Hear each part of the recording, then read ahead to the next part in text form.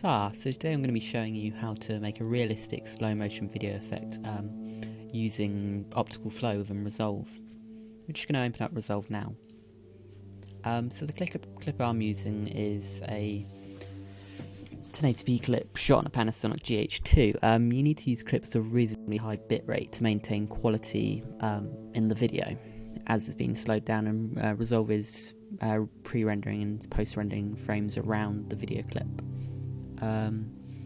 So this video was shot in 24 frames per second, well 24p, 23, apparently 23, but it was shot in 24p. Bitrate is 56 kilobits per second, and it's about an 8-second clip. Right, so we've got Resolve open now. Just click open, and then we'll just drag our media across. Just press change, and it will change the timeline to the frame rate of the video. Then you just want to take your clip, drag it onto your video timeline. Just quickly check if it plays, because Resolve is throwing us a little error there, but it works fine. Okay. So we're just going to prop this down a bit so you just get sort of the middle bit of the raindrops.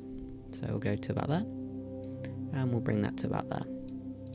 And then all that means is we've just got sort of the raindrops bit in the middle section of the video. Then all you do is you press on the video. You want to make sure you're in the Inspector tab. There's two tabs in Resolve on the Edit screen.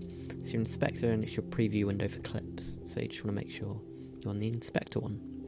You'll then scroll right to the bottom on this, and you see where it says Retime Process.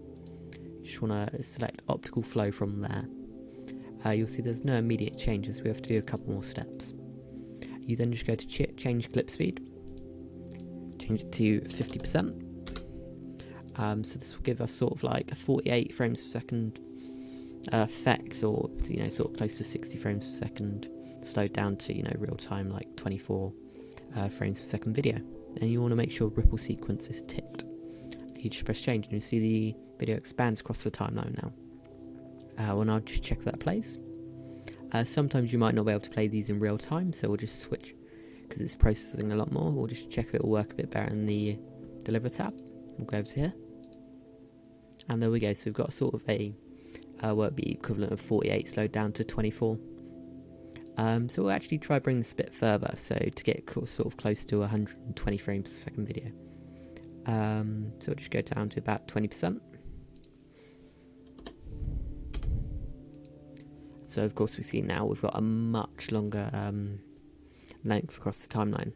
We'll switch to the Deliver tab, and we'll see what's happened. And you can see we've got that really quite good slow motion effect of the water droplets falling down.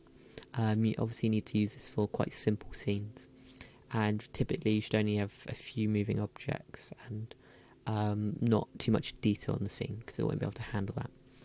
Right, so thank you for watching. Hope you find that useful.